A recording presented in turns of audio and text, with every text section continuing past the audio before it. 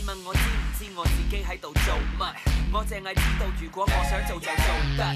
今時今日仲有邊個講道德？就算第一次唔成功 ，so what？ 為什麼自卑？幹嘛要後悔？Yeah yeah， 就算再多挫折，我都不認失敗。拜託，不是3歲小孩，太多人想看我受害。把我口口聲聲的說到頭來，結果還是一場空。誰說我不能自己來？成功用雙手牽起來，掌握好的機會不多，這是我的秀，又幹嘛不做？為什麼自卑？幹嘛要後悔？Yeah yeah， 就算太多挫折，我都不認失敗。我不會流淚，沒時間後悔。Yeah yeah， 你想再多前進，我也得站起來。同你講得嘥氣，我真係冇覺得嚇。等我好消息，到時你冇得行。無謂諗得太多，嘥時間。就算有困難，都向前行，繼續向前行。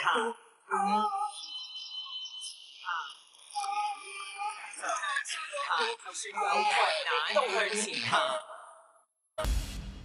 Cô cảm thấy ông chủ đã vu oan cô rất giận, cho nên cô đã giật 1.500 đồng trên tay ông chủ để bù đắp phải không? Không phải, đó là tiền lương của tôi. Tôi trả lại số phiếu bánh cho họ. Họ ép tôi mua rồi mới đi. Làm vợ cái gì vậy? Tự nhiên đi giật tiền. Tụi nhỏ sẽ bị cười là có người mẹ đi ăn cắp rồi. Sau này chú làm sao cẩn đầu làm người đấy? Tại sao không có nhân viên nào chịu ra mặt làm chứng cho thân chủ của tôi vậy? Vì họ sợ là sau vụ việc sẽ bị tính sổ, sợ ông chủ đuổi việc họ. Mày là thằng khốn, tố cáo ba mày trước mặt mọi người, còn nói biết lỗi nữa. Mày do tao sanh ra đó. Thứ nhất, phiếu bánh là nhà hàng ép cổ mua. Thứ hai, cổ đã bị nhà hàng đuổi việc, còn bán phiếu bánh cho nhà hàng sau. Cho nên cổ đã dùng phiếu bánh có giá trị ngang bằng để đổi lấy 1.500. 1.500 đó là tiền lương của cổ, cũng tức là tiền mồ hôi. Bổn tòa tuyên bố bị cáo Đệ Ngũ Đình tội danh không thành lập, được thả tại tòa. Tôi nghĩ Hữu Tín Hữu Nghĩa biết được tôi không bị gì, chúng sẽ rất vui. Vậy mấy bữa nữa tôi đến trung tâm, cảm ơn các anh nha. Cảm ơn. Đừng khách sáo. Tạm biệt. Tạm biệt. Tạm biệt. Tạm biệt. Tạm biệt. Tạm biệt.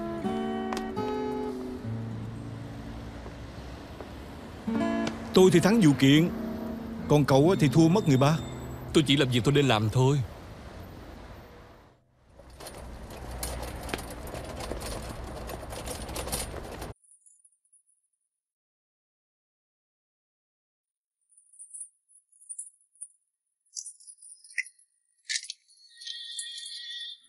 Được rồi, mọi người chuẩn bị làm việc đi. Được.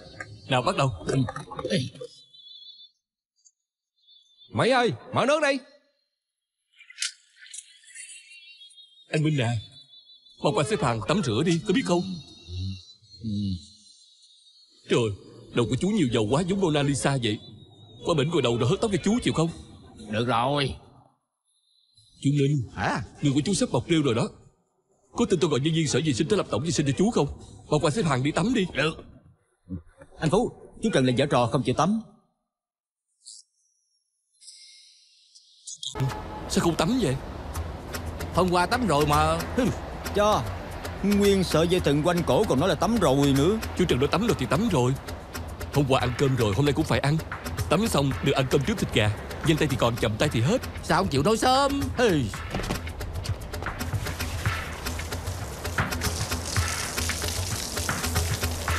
Bác Trần, cơm ngon lắm đó.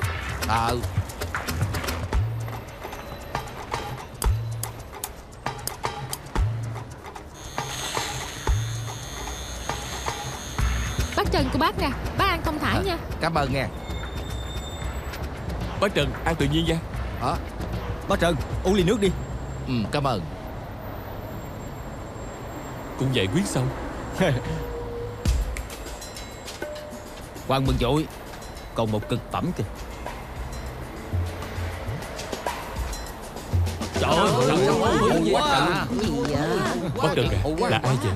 Ai mà biết đâu. Hôi quá trời à. Ai thèm nói chuyện với bà chứ. Tôi nghĩ bà đến từ khu khác đó. Đến đây 2 tuần rồi.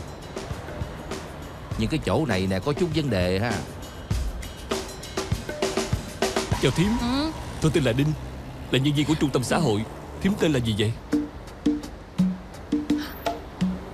Cho cậu biết một bí mật nè. Thật ra thì tôi tên là Cream.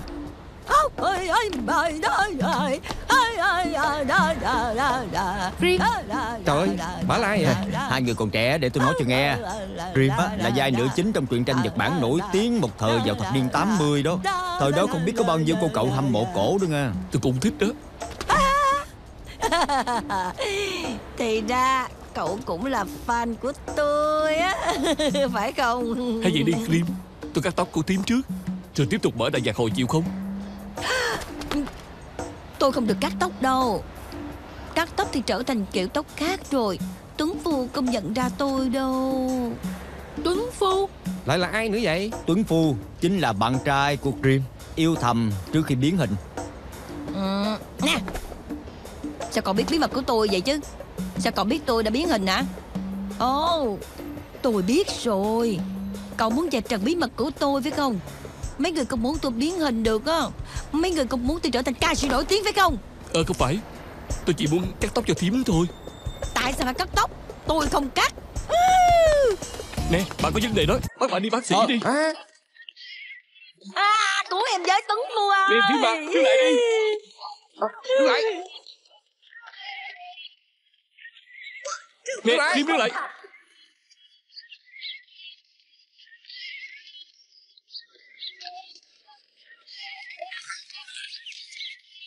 Anh Sơn qua đó, hai người qua bên kia.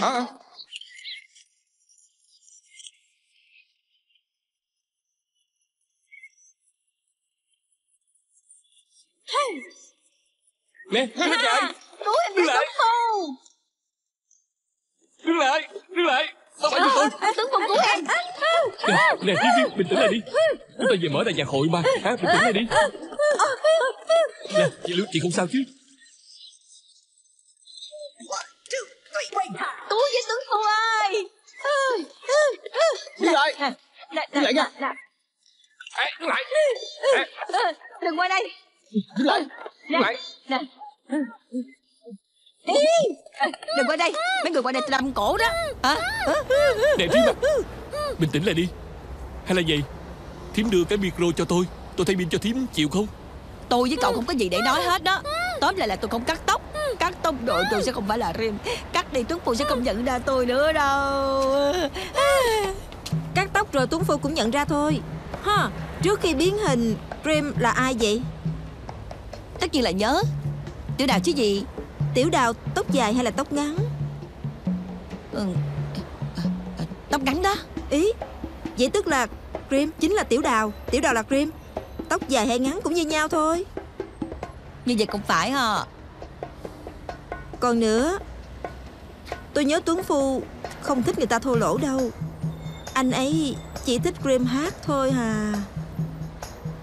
星空裏萬物在轉，歷億萬年，星飛過遠望實現，力量像一個活神仙，和同伴起舞轉又轉，繽紛心裏閃誰贈我星光千百點的彩幻變。Cô giỏi thiệt đó. Nếu tôi là cô thì là không xong rồi. Hay thiệt nè. Cảm ơn.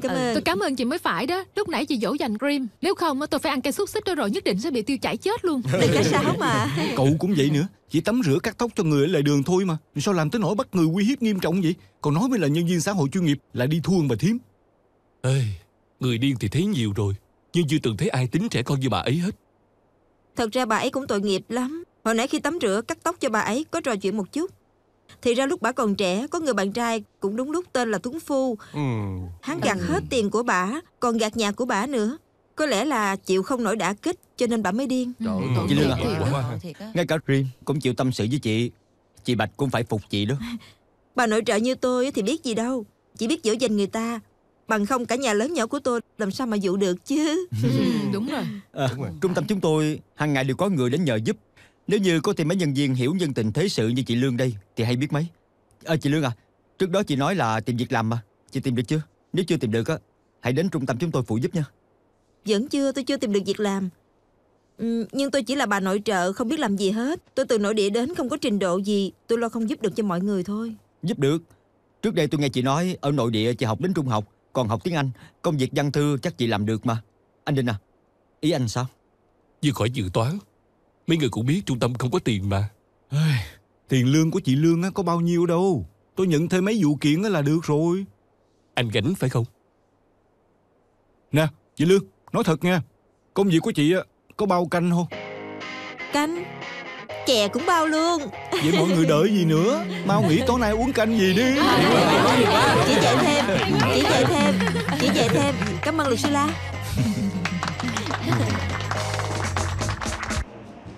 Thức ăn nhà hàng này cũng khá lắm. Mình không giới thiệu sai đâu. Nhưng mình có hẹn với bạn phải đi gấp. Mình phải đi trước đây. Liên lạc sau. Bye bye. Tôi đã từng ăn canh nấm mỡ nhiều nơi. Mùi vị đều hơi nồng, bỏ nhiều kem ở trên. Nhưng mà canh nấm mỡ ở đây á thì rất đúng mùi, không có nhiều kem.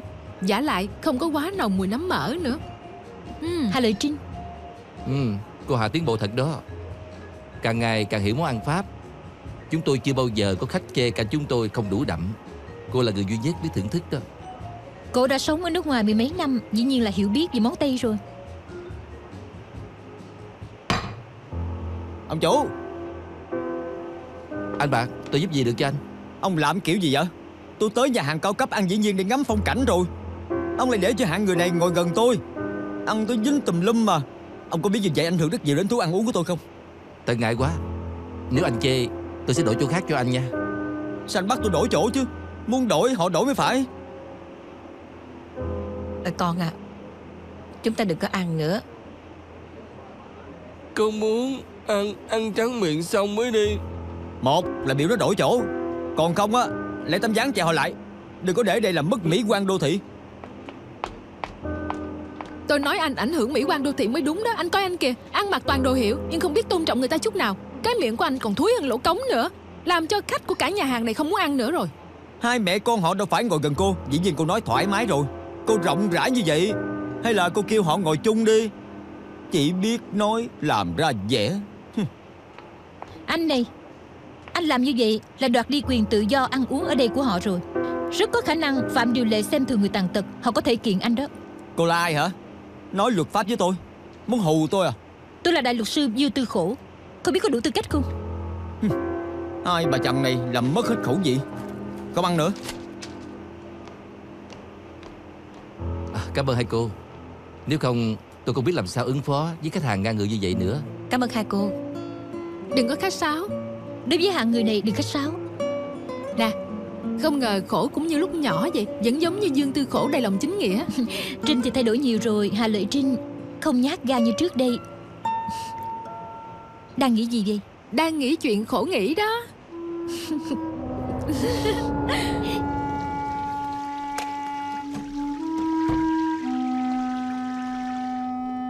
Miss Lương.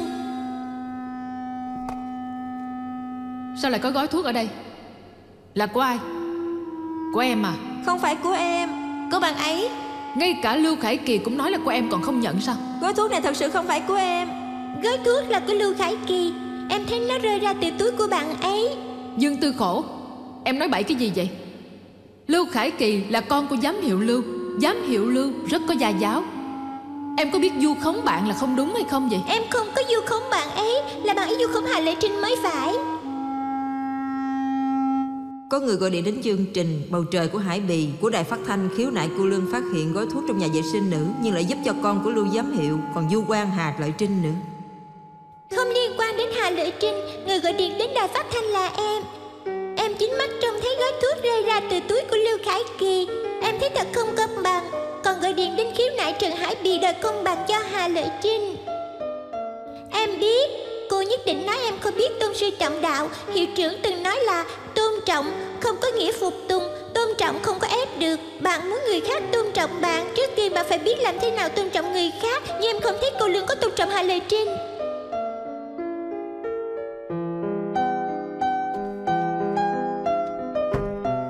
Cảm ơn bạn Dương Tư Khổ.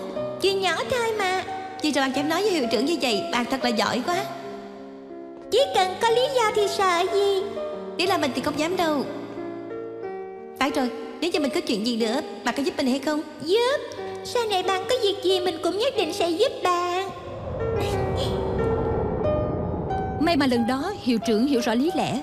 Ngoài trả trong sạch cho Trinh ra, còn ghi một lỗi lớn cho Lưu Khải Kỳ, giúp chúng ta hả giận. Phải rồi, học xong lớp 11 Trinh đã di dân. Trinh còn nhát như trước đây nữa không? Có bị người nước ngoài ăn hiếp nữa không? Quen với khổ 5 năm, cô đã dạy mình hiểu một điều. Chính là làm người chỉ cần chịu tranh thủ, chịu kiên trì, trên đời này sẽ không có điều bất công. Thấy Trinh lúc nãy ra mặt cho hai mẹ con đó đã biết được Trinh không còn như trước nữa rồi. Khổ không thay đổi chút nào, có thể trở thành một đại luật sư nữa, lấy công bằng cho dân gì đó. Sao Trinh nói tôi vĩ đại vậy? Ngoài kiếm được tiền, còn có thể giúp người khác thôi. Nè, nếu sau này mình dính líu tới kiện tụng, Khổ có giúp mình không? Trinh đã quên hồi lớp 6 mình đã nói, dù Trinh có chuyện gì mình cũng sẽ giúp sao? Là Trinh không có lương tâm thôi. Bằng không di dân xong không viết lá thư nào cho mình hết. Mình luôn nhớ lời hứa với Trinh đó. Xin lỗi đi. Sau khi di dân mình đã dọn nhà mấy lần, cho nên tất cả địa chỉ của bạn học đều không còn. Mình nói đùa với Trinh thôi. Ông trời cho chúng ta gặp lại nhau, chứng tỏ chúng ta có duyên rồi. À phải, lần trước Trinh về chơi hay định cư vậy? Bác gái đâu, không về với Trinh à? Má mình mất 2 năm trước rồi. Xin lỗi nha. Không có gì, chuyện cũng đã qua lâu rồi. Thật ra lần này về, mình muốn để dành tiền để mở một tiệm ăn Pháp nho nhỏ. Vừa rồi Trinh đến nhà hàng đó để học lóm hả? Đừng có nói lớn, là ông chủ nghe được lần sau sẽ không dạy mình nữa đâu. Lần sau khi Trinh đi học lóm nhớ rủ mình nha. Mình sẽ dùng cái miệng mình dù ông nói ra hết bí kíp. Nè, Khổ nói đó nha. Cứ như vậy đi.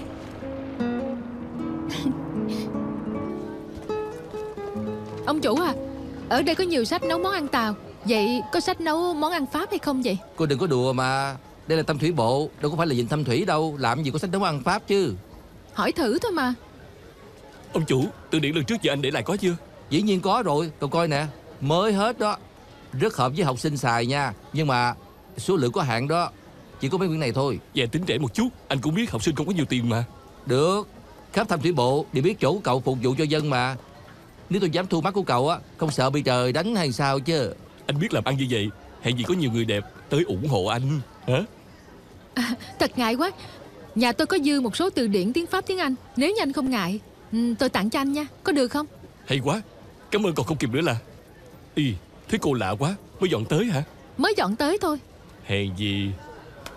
Nè, đây là danh thiếp của tôi. Tôi tên là Đinh Gia Phú. Mọi người đều gọi tôi là Đinh. Anh Đinh. Tôi tên Hà Lợi Trinh. Chào cô Hà. Không biết khi nào tiện có thể đến nhà cô lấy từ điển không? Ý của tôi là mang tới trung tâm rất là cực. Chà, Đinh, muốn thừa dịp của nhà người đẹp ở đâu chứ gì. Cô làm vậy là lấy công chế từ đó nghe. Nè, anh đừng nói bậy đó. Nếu cô Hà mà hiểu lầm thì mời tôi. Không sao. Nhưng nhà tôi gần đây đang dọn dẹp. Hay là như vậy đi, để tôi dọn dẹp xong tôi sẽ mang từ điển đến trung tâm cho anh luôn nha. Không gấp không được đâu. Vậy tôi thay học sinh cảm ơn cô trước ha. Khách sáo làm cái gì chứ. Ông chủ, lấy cuốn này đi. Bao nhiêu tiền vậy? 40 đi. 40 đồng mắc vậy? 20 đồng được rồi. Hàng xóm mới mà. Cô Linh nói 20 thì 20 đi. 20 được rồi. Cảm ơn nhiều nha. Không có gì. Cảm ơn cô. Bye bye. Bye bye. Ông chủ à, nhiêu tiền vậy? Phát cho bà nghe ở phía trước rồi, qua đường Bắc Hà là phát xong. Chà, chứ gì đã phát tới trời tối rồi. Khu này đúng là càng ngày có nhiều người lớn tuổi. Còn cách nào khác. Người trẻ tuổi đều dọn đi hết. Sức khỏe thì không tốt. Không đi cầu thang nổi, lại không chịu bỏ tiền cho người ta mang hàng lên lầu. Nếu chúng ta không đưa những nhu yếu phẩm lên trên đó, chắc chắn là họ ăn một bữa thành 3 bữa. Trời, làm gì vậy? Đông người quá. Chà, gà nhảy lung tung à. Anh ơi, 300 trọn gói có đi không vậy? Được không? Người phương Bắc không có hứng đâu. Tôi muốn người bản địa kìa. Đó, không thích người phương Bắc cũng không có sao. Em sinh ở Hồng Kông, học ở nội địa, nói sao cũng là người bản địa mà. Tôi đến tìm thiên hậu chân dài. Chân cổ dài 1m1, cổ có không? Chị thấp hơn nửa tấc thôi mà anh. Anh đợi thiên hậu gì đó tới thì hứng thú gì cũng mất hết trơn rồi. Để người ta làm cho anh vui vẻ vậy ha. Thiên hậu chân dài đó nói là đã hết thời gian làm việc, không làm ăn nữa. Mất công đi một chuyến, sáng mai tới xếp hàng tiếp. Đám gái đó trước giờ đều kiếm ăn ở bên công viên, sao qua đây hết để kéo khách vậy ta? Còn đám khách hàng kìa, đều cầm cuốn hướng dẫn tìm gái. Còn phải nói, ở đây chắc chắn là có người mới đến rồi. Số gái đó thấy bên này đông khách nên qua đây coi có kiếm chác được gì không thôi. Vậy anh lên đó tìm bạn Nghiêm đi. Em đi đường khác. Làm xong thì gọi cho em. Được rồi. Buông ra đi. Trời ơi, nhiễu đàn cày thôi mà, treo lên mà tôi thôi. Tôi đã nói là tôi không làm rồi. Tôi cho cô buông 500. tay ra, buông ra. Tôi cho cô 500 cùng lắm nhiễu đàn cày rồi treo cái lên gì ha. chứ, đồ điên. Tôi không có làm mấy chuyện này đâu. Trời ơi, vậy sẽ chịu không? Tránh ra đi, tránh ra. Nè, ông làm gì vậy? Gì chứ? Tìm niềm vui khoái cảm không được sao? Con không đi, có tin tôi đập bể đầu ông không hả? Có người bảo vệ. Có tiền sợ có người đẹp sao? Đẹp cái nào cũng có đó. Người như vậy cũng có sao? Thì là cô ở đây hả? Chung cư ở đây không có gì hết. Không có đoạn luật lập án, không có cửa sắt, không có bảo vệ. Còn nữa, có rất nhiều gái gọi và hút chích. Cô ra vô phải cẩn thận đó. Tôi biết rồi. Còn anh cũng ở đây hả? Sao mua nhiều đồ quá vậy? Không phải, tôi mang đồ tới cho mấy người già ở một mình. Ha, nhân viên xã hội như anh cũng nhiệt tình quá. Cũng tạm thôi. Không nói với cô nữa, để đưa đồ trước đã. Để tôi phụ anh. Ê, đưa tôi thùng dầu đi. Cẩn thận đó. Ê à, cảm ơn. Nè. Được rồi. Bye bye. Bye bye.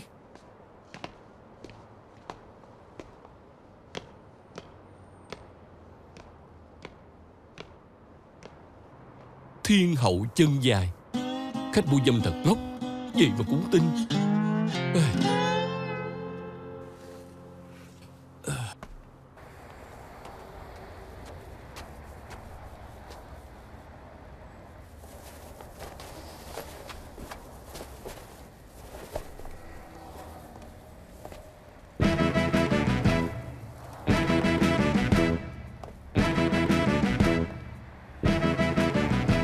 Chà, bà đội trợ.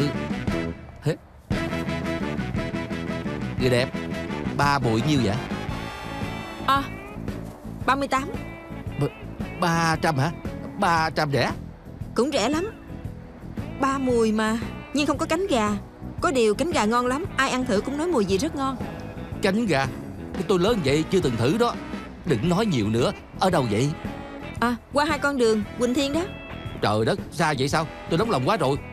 Qua đối diện luôn đi. Đối diện có mở sao? Kìa.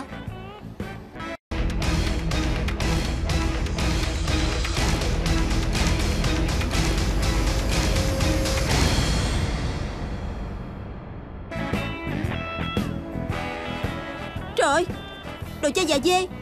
Ông muốn gì? Tôi là phụ nữ nhà lành, đã kết hôn, có chồng rồi đó. Thiệt là quá đáng. Cô còn quá đáng hơn đó. Phụ nữ nhà lành á, đứng ngoài đường ăn kem làm gì chứ? Chơi già dê chết tiệt. Sao tôi không được ăn kem ở ngoài đường chứ? Tôi còn đánh răng cho ông coi nữa đó. Đi nhanh lên đi, bằng không tôi bắt cảnh sát bắt ông bây giờ. Trời hay quá, cuốn sách này hay nè. Cậu Đinh à, cậu nói câu công bằng đi. Tôi sửa soạn như vậy đâu có giống phụ nữ không đàng hoàng. Mọi người nói có phải không? Chị Lương nhưng chị cũng bị hỏi giá hả? Thì đó, thiệt là quá đáng. Đúng mà tôi cũng bị nữa đó. Chị cũng bị đó hả? Khách mua dâm cũng chọc cô nói cái đổi không biết chọn đồ ăn hay sao hả?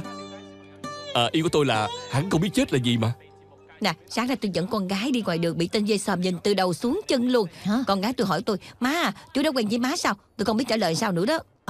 Mấy hôm trước á, con trai tôi tan học, 1 tiếng sau còn chưa có về nhà nữa, cho nên tôi mới đi tìm nó. Ai ngờ hết, cho tôi phát hiện được nó cùng đám bạn học ngồi ở chỗ cửa sổ trên lầu tiệm ăn nhanh, nhìn chằm chằm vô những cô gái phương Bắc ở dưới lầu đối diện á.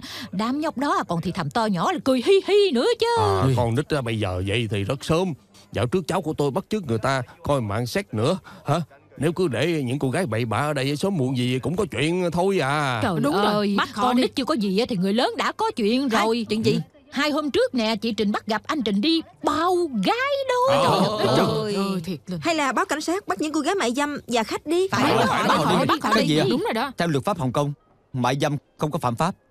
Dụ dỗ người khác giao dịch phi đạo đức mới có tội. Hả? Đúng vậy, phải nhờ cảnh sát tay trong bắt người mới được. Hơi để cảnh sát tay trong bắt người thì cái gì cũng xong hết trơn rồi. Còn gì nữa? Còn đúng rồi, cái gì cũng còn đâu có được. Vậy là phải làm sao đây ha? Alo, trung tâm luật dân gian hả? Cảnh sát làm việc hiệu suất cao vậy sao? Cô đừng có nói gì hết. Họ không làm gì được cô đâu. Tôi tới ngay. Anh Đinh à, chuyện gì? Vì cô gái đứng đường bị cảnh sát tay trong bắt về. Họ muốn mời luật sư giúp. Bây giờ mới bắt trễ quá đi. 2 người đó không biết liêm sĩ còn muốn người ta giúp nữa sao? Thế mà kệ họ tự sanh tự diệt đi. Mấy người nói vậy là không đúng rồi. Một người cho dù không có liêm sĩ đến mấy thì cũng như người không có tiền, đến cuối cùng cũng có chung một thứ. Là gì vậy? Là nhân quyền. Khi lên tòa sao không thấy cậu nói nhiều như vậy đi. Mọi người hãy tránh đường. Bằng không MC sẽ phải làm phiền. walking đó. Đi thôi. Nè, đi từ từ cẩn thận nha, nhớ gọi điện về đó. Trời ơi, sao mà lâu quá vậy? Đợi lâu lắm, nói sắp tới cô rồi. Nhanh nữa nào. Nói đi Hiếu, chuyện của cô á. Đó, bây giờ cô nói đi, chuyện gì? Lần này đúng là hốt trọn ổ rồi. Cách mua dâm tối nay nhất định không còn chỗ đi. 10 tháng sau, tỷ lệ sinh sản của Thâm Thủy Bộ nhất định sẽ cao nhất Hồng Kông. Nè, hai cậu đến là hay quá, rối cả lên. Người dân khiếu nại gái đứng đường làm mất thuần phong mỹ tục. Cảnh sát dĩ nhiên phải làm việc rồi, nên làm tay trong bắt họ. Bây giờ kiện họ làm việc phi đạo đức ở nơi công cộng, khiến người ta phải phạm tội đó. Trời ơi, thì quá đáng à. Mấy cô hãy trật tự lại đi. Hả? Nè, các người đẹp, hãy trật tự một chút. Chào mọi người, tôi là nhân viên của Trung tâm Luật Dân gian Thâm Thủy Bộ. Tôi là Đinh. Đây là luật sư Mễ Tả Trụ. Chúng tôi đến để giúp các cô. Lát nữa phía cảnh sát sẽ ghi một phần lời khai cho mấy cô. Ngoài tư liệu cá nhân thì không cần khai gì hết, vì việc lấy chứng cứ là ở cảnh sát. Họ không có đủ chứng cứ thì không thư được các cô. Quan trọng nhất là đừng bao giờ ký tên vào những văn kiện không rõ ràng. Đừng để cảnh sát dọa mấy cái thì đã nhận tội rồi. Nè, nghe chưa sếp? Nè, cô nói bậy gì vậy? Cái gì mà cảnh sát dọa? Hả? Lại đây chỉ là nói chứ không phải tố cáo. Bình tĩnh đi. Tiếp tục. Bởi vì trước đây có một vụ án, khách hàng của tôi đã ký tên vào văn kiện không rõ ràng. Đến cuối cùng ra tòa mới biết anh ấy vốn là trong sạch. Nè Mễ Tả Trị, vụ nào ra vụ đó chứ. Lần này là đồng nghiệp tôi đích thân làm tay trong, không có đủ oan cho họ đâu. Cô kêu họ nhận tội đi, rồi ra xin tòa đi. Trời đi, làm đi hả? Biểu người ta nhận tội thì quá đáng à. Đi rồi. Xin lỗi, ai là người phụ trách chỗ này? Là tôi, có điều chỉ là tạm thời. Ai vậy? Dương Tư Khổ. Cô lại đến bảo lãnh người hả? Nhưng tối nay đều là gái mại dâm đó, chắc không có khách cô đâu. Vậy thì phải hỏi các anh tại sao bắt người bừa bãi. Khách của tôi có quyền tố cáo các anh lạm dụng quyền cảnh sát. Khách của cô tên là gì? Hà Lợi Trinh. Hồ Ly Tinh. Hà Lợi Trinh. Hà Lợi Trinh bước ra. Ai là Hà Lợi Trinh? Trời ơi. Trinh không sao chứ? Không sao. Có phải tay trong của anh bắt làm người không? Cô này mới dò tới Thâm Thủy Bộ. Cổ lại biết tiếng Anh, tiếng Pháp, còn quyên từ điển cho trung tâm chúng tôi. Sao cổ làm gái được chứ? Biết tiếng Pháp thì sao chứ? Nước Pháp không có kỹ nữ hả? Cho dù có, cô không phải là khách của tôi. Cô ấy vừa mới di dân về Hồng Kông, chắc chắn là không biết gì, mới bị đồng nghiệp của anh hiểu lầm là gái mới bắt về. Sếp à, xem ra chỉ là hiểu lầm thôi. Nếu tân chủ của tôi không có dính đến hoạt động mại dâm, chúng tôi đi được rồi chứ. Đi. Trời ơi, đi dễ dàng, đi dễ dàng. Nếu không phải cũng là thiên hậu chân dài gì đó, giành hết khách của chúng tôi, sao chúng tôi qua ranh giới khác chứ? Trời ơi, làm vậy là không công bằng rồi. Đúng rồi. Phải rồi, không biết có phải cổ không phục chúng tôi đi giành khách, cho nên mới báo cảnh sát nói chúng tôi quấy nhiễu người dân, sẽ bắt chúng tôi về đây hay không đó. Phải rồi, đừng có đi. Cổ đi. Trinh yên tâm đi. Vừa rồi Trinh chỉ là đi đường ngang qua. Phía cảnh sát không có chứng cứ chứng minh Trinh đang câu khách, dụ dỗ người khác làm giao dịch phi đạo đức, không thể khởi tố Trinh được. Lần này thật cảm ơn Khổ. Đừng khách sáo. Huống hồ Trinh là khách của mình nên mà.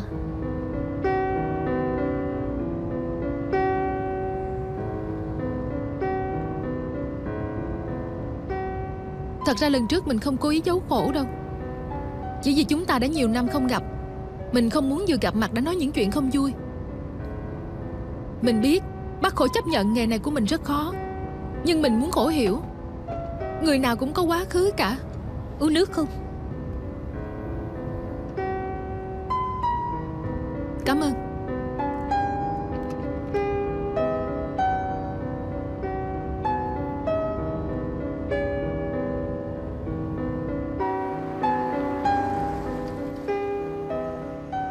Tới rồi.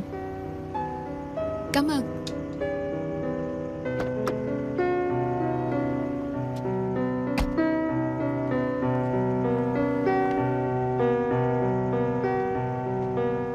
Tư Khổ à,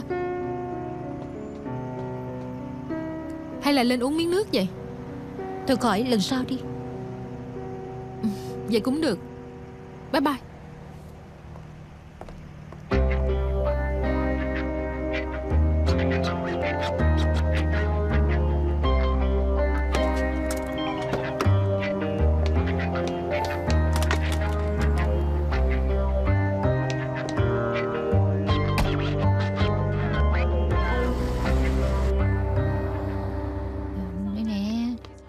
Vậy đó. Phải đó. Phải rồi sao? Đúng rồi đó. Nè, hả? Giờ Xịp cái gì chứ? Cô Hà, lần trước có nói là mang từ điển đến cho anh mà. Đây nè. Cảm ơn. Chào cô thật là tốt. Trời nóng nực như vậy cũng đích thân mang từ điển đến. Nè, uống ly trà ngũ qua đi. Đừng khách sáo. Tôi đi đây. Bye bye. Tôi tiễn cô. Tạm biệt. Tạm biệt. Không cần đưa người ta ra cửa đâu. Đi thông thả. Cảm ơn. Hân hạnh. Bởi vậy. Nè. Đâu cần đưa ra cửa đâu. Cổ là gái thôi mà. Đừng có nói vậy mà. Cổ là thục nữ. Trời ơi, tụi tôi cũng là thục nữ. Sao không thấy cậu đưa ra cửa đi? Không phải thục nữ. Chị là bà thím. Trời ơi, quỷ sứ này. Người sang trọng phóng khoáng như vậy mà làm gái hả? Trời ơi, cô lúc nãy đúng là thiên hậu chân dài á. Quả nhiên rất đẹp. Cha, cặp giò cổ dài tới 1 thước 1 thiệt đó. Ai cái tình dễ sồn này thiết tình. Chính vì những người như mấy người mà giúp yêu nghiệt hoành hành đó. Chị làm cái gì vậy? Diệt Trung, anh biết cổ làm nghề này mà. Trong nhà có nhiều người dơ bẩn ra vào. Số từ điển này học sinh lại xài. Tôi lo vi khuẩn truyền nhiễm thôi. Chị Lương à, chị ơi Thiên Thủy Chi, chắc rất hiểu cảm giác bị người ta xem thường. Vì sao chị lại xem thường người ta chứ? Sao giống nhau được? Có gì khác đâu. Có lẽ người ta có nỗi khổ. Nếu lúc đầu chúng tôi đều cho chị là ăn cắp, không tìm hiểu chị, không giúp chị có cảm nhận gì? Chúng tôi không phải ủng hộ nghề nghiệp của cô Hà. Đúng vậy, cô bán đứng thân thể của mình. Nhưng nghề nghiệp không phân quý tiện. Có bao nhiêu người ăn mặc lịch sự, đến cuối cùng cũng là bán đứng sự tôn nghiêm và lương tâm của mình thôi.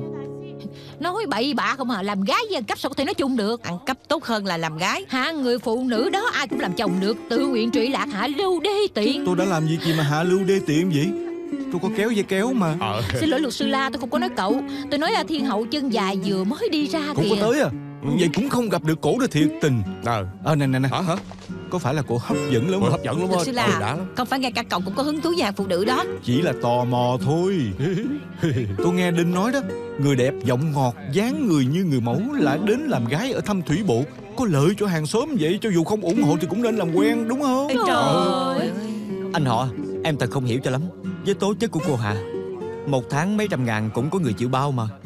Nhưng mà tại sao lại đến chỗ như Thăm Thủy Bộ, 1 tháng cùng lắm thì kiếm được 30-40 ngàn. 30-40 ngàn 1 tháng. Làm cái kiếm tiền nhiều vậy sao? Có phải là mấy chị ngưỡng mộ muốn làm nghề này không? Trời ơi, không bậy bị bạ ghê.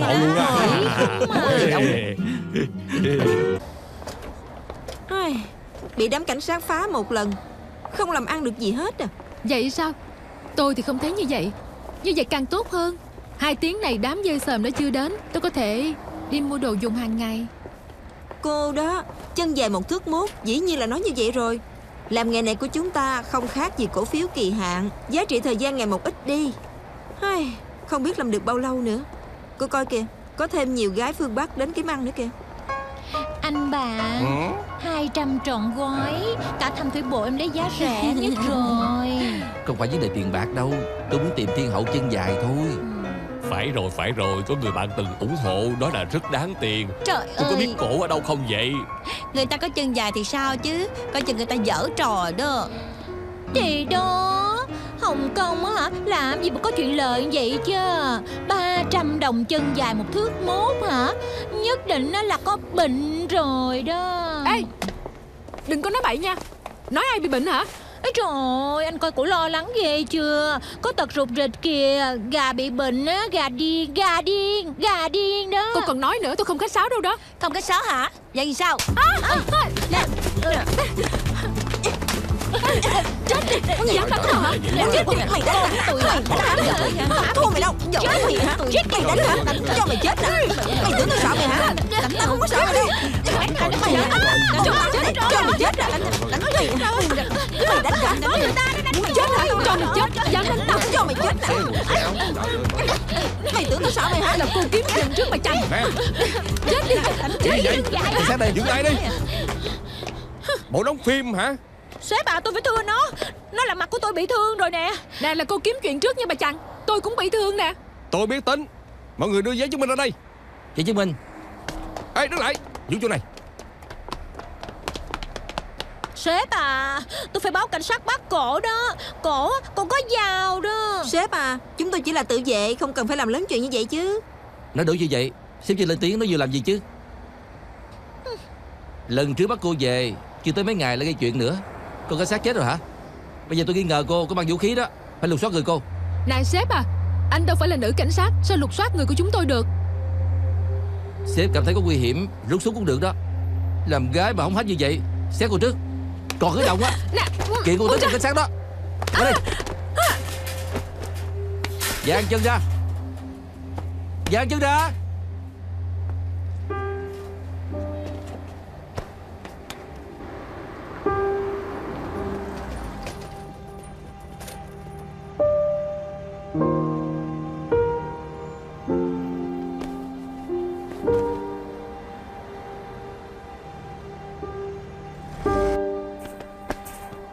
Cô chỉ là gà thôi, đừng nói vẻ kiên trinh. Coi như cô may mắn đó, không luôn được gì. Có đau không? Alo, bên đó sao rồi? Quý à, bắt được 2 người nhập cảnh phi pháp, đến đường Diễn Châu Phủ đi. Tôi tới liền. Cảnh cáo với cô, đừng ở đây gây sự nữa.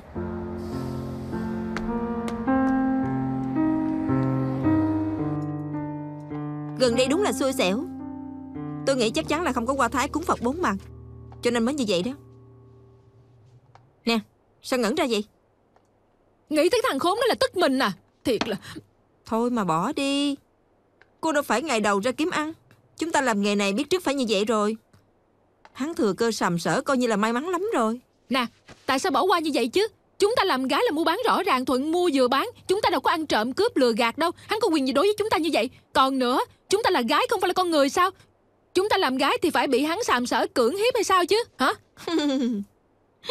Nè, cô giận vậy làm gì chứ? Hay là về đi, tới sở cảnh sát, thưa hắn sàm sỡ đi. Được, tôi sẽ đến sở cảnh sát kiện hắn sàm sỡ. Đi theo tôi. Nè, cô không có điên chứ. Cô nói là tới sở cảnh sát, thưa cảnh sát đó sàm sỡ cô. Hả? Cô tới đó chỉ bị họ đùa cợt thôi. Giả lại đắc tội với họ không có lợi cho mình đâu, chỉ làm cho mình hết đường đi thôi.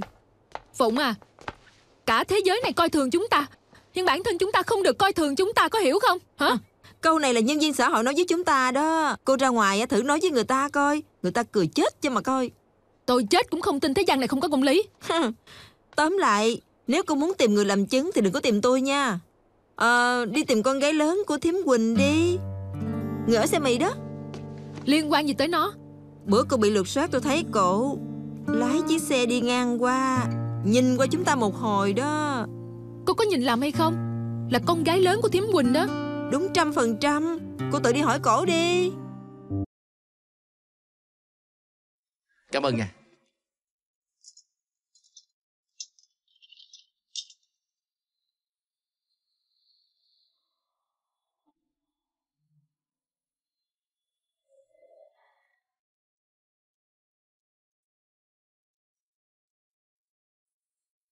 Tư Khổ.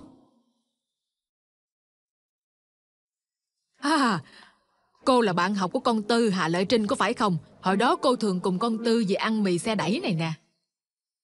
Chào bác, đã lâu không gặp. Hồi đó cô rất trong sáng. Má. Hả? Tới giờ nghỉ rồi, má vô thu dọn một chút đi. Tụi con nói chuyện đi. Nếu muốn ăn mì thì gọi bác nha.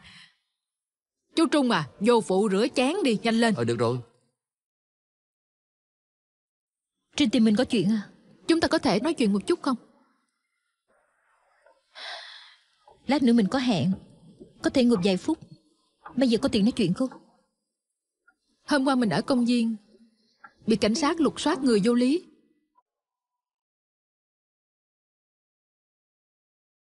Mình biết cảnh sát nam vốn không được lục soát người nữ. Huống hồ động tác của hắn quá lố như vậy. Hắn vốn không phải lục soát mà là sàm sỡ. Bạn mình nói lúc đó Tư Khổ chạy ngang qua nhìn thấy hết, cho nên mình muốn nhờ Khổ làm chứng. Làm chứng? Làm chứng gì chứ? Làm chứng giùm mình để kiện hắn. Sao không tìm chị em của Trinh? Cổ không chịu làm chứng cho Trinh sao? Họ sợ đắc tội với cảnh sát. Trinh không sợ à? Mình sợ thì không đến tìm Khổ rồi. Vậy Trinh có hỏi cảnh sát đó vì sao lục người Trinh không? Mình trước đây gây lộn với gái phương Bắc, còn đánh nhau. Móng tay mình bất cẩn rạch mặt cổ bị thương. Cảnh sát tới họ nói chúng tôi kiếm ăn, phiền đến họ. Du quan cho mình mang vũ khí gây thương tích trên người phải lục xét. Mình nói hắn không có quyền làm như vậy. Hắn thấy mất mặt cho nên đẩy mình vô lục xét khắp người. Đánh lộn với gái phương Bắc làm người khác bị thương. Cảnh sát nghi ngờ Trinh có mang vũ khí, có tính tấn công trong người, cho nên lục xét là rất bình thường. Một cô gái bị người ta lục xét còn cố ý sàm sỡ, Cổ tưởng mình không biết phân biệt sao? Hắn vốn là cố ý làm nhục mình. Nếu Trinh là cô gái bình thường, mình tin quan tòa sẽ tin lời của Trinh. Nhưng vì nghề của Trinh, mình nghĩ quan tòa sẽ chọn tin nhân viên cảnh sát. Là quan tòa hay khổ không tin mình? Mình không phải nói lời chăm chọc, cũng không phải vui trên nỗi đau người khác. Mình chỉ đau lòng tại sao Trinh lại làm cho mình sa đọa như ngày hôm nay vậy chứ. Trước đây còn đi học, nhà mình còn nghèo hơn Trinh, gánh vác gia đình cũng nặng hơn Trinh mà. Nhưng mà mình thật không ngờ Trinh lại để mình đi con đường này. Mình tin con người chỉ cần cố gắng, dù khó khăn đến mấy cũng vượt qua được hết. Bây giờ ngay cả chị em của Trinh cũng không chịu đứng ra giúp Trinh. Trinh còn muốn gây lớn chuyện. Trinh đúng là không có thấy nhục nhã chút nào sao?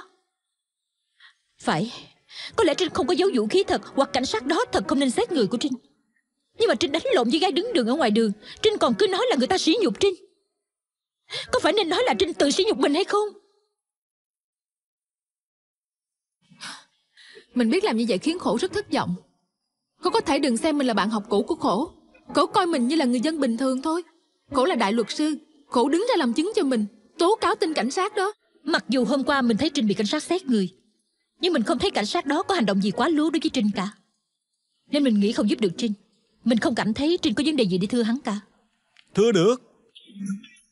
Dĩ nhiên là thưa được rồi. Tại sao anh đột ngột xuất hiện như vậy chứ?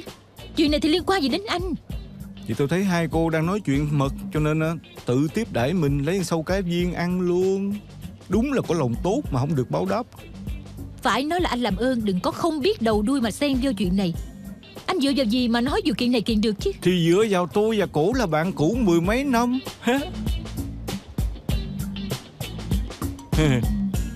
Hai người là bạn cũ à? Hình như ảnh là... Nhưng không lý nào lại ăn cá viên. Đúng là đau lòng. Uổng cho tôi năm đó gợi ý cho cô nhiều như vậy. 7 năm thôi à, không phải già nhiều như vậy chứ. Anh là luật sư La Lực Á. Tha cho cô đó. Hai người đúng là bạn cũ sao?